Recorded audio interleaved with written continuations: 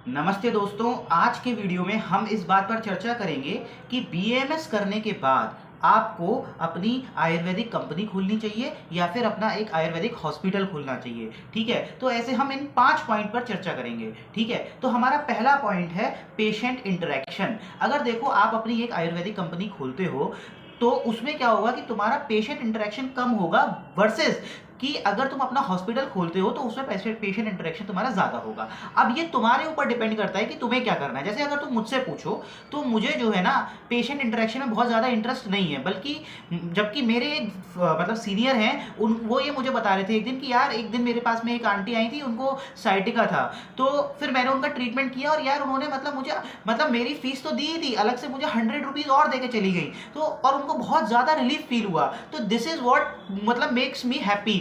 तो वही वही चीज है कि आपका इंटरेस्ट किस चीज में है। जैसे मुझे पेशेंट इंटरेक्शन में बहुत ही कम इंटरेस्ट है। मैं मतलब कोई मेरे सामने पेशेंट आ रहा है, मुझे अपनी तकलीफें बता रहा है, मैं उसे ठीक कर रहा हूं, मुझे नहीं पसंद है। ठीक है, बल्कि उनको पसंद है। तो ये अपना सोर्स ऑफ इंटरेस्ट है। ठीक है, तो और फिर एक चीज और भी आप देखिए, और अगर आपको अपनी कंपनी खोलनी है तो उसमें पेशेंट इंटरेक्शन बहुत ही ज्यादा कम होगा। उसमें आपको अपने बिजनेस को एक्सपैंड करने के लिए मतलब आपको काम करना होगा।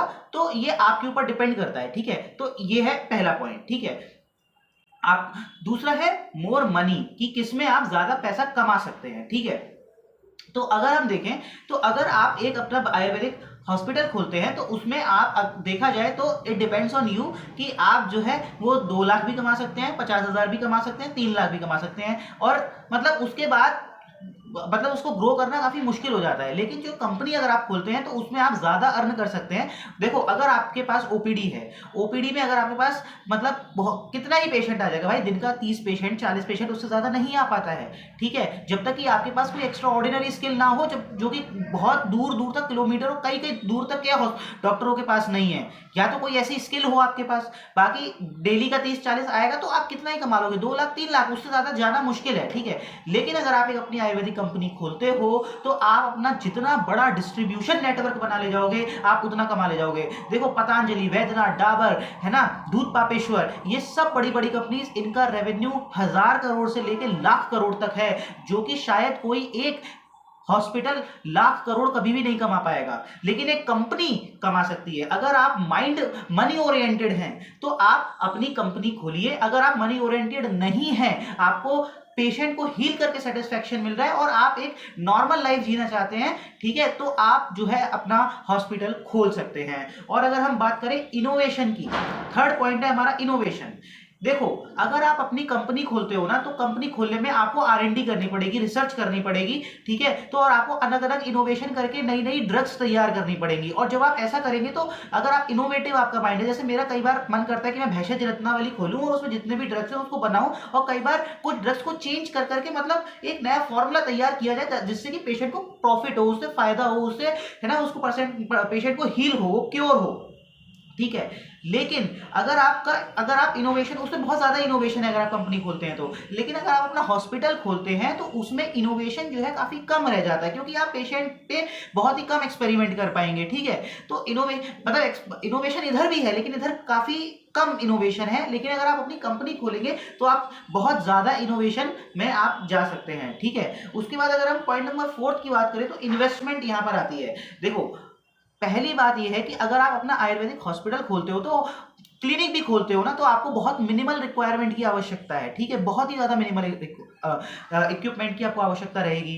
ठीक है, जो कि आप अपने इंटर्नशिप में खरीद ही लेते हो आखिरी तक, तो बहुत ही कम आपकी इन्वेस्टमेंट है। लेकिन अगर आप अपनी कंपनी खोलते हो ना तो आपको बड़ी बड़ी मशीन, बहुत सारी लाइसेंसेज और दुनिया भर की चीजें आपको चाहिए होती हैं। तो अल्टीमेटली अगर आप एक कंपनी खोल रहे हो तो आपका इन्वेस्टमेंट कॉस्ट जो है वो बहुत ज्यादा जाने वाला है as compare to opening your private hospital. ठीक है, तो ये आप हमेशा याद रखिएगा। लेकिन कुछ लोग क्या करते हैं कि अपनी कंपनी खोल लेते हैं बहुत ही मिनिमल कॉस्ट पे। वो क्या करते हैं कि किसी भी एक बड़ी कंपनी के पास जाएंगे, अपना सारा का सारा वो दे देंगे कि सर हमारे को ये हेयर ऑयल बनाना है, हमारे को ये जो है हमारा कोई भी प्रोडक्ट है कि हमारा ये ऑयल है या ये हमारा शैम्पू है या हमारा कुछ भी है ना, कोई भी ड्रग है, हमारा च्यवनप्राश है, हमें ये बनाना है और आप हमारे को अपनी यूज़ करने दीजिए और हम उस पर अपनी कंपनी का लेबल लगा देंगे। तो वो अपनी मशीन आपको यूज़ करने देगा, आपको बना के दे देगा और उसके बाद आप अपना लेबल लगाइए और आप कर लीजिए। तो ये डिपेंड करता है, लेकिन फिर भी एक इन्वेस्टमेंट कॉस्ट जो है वो एक आपकी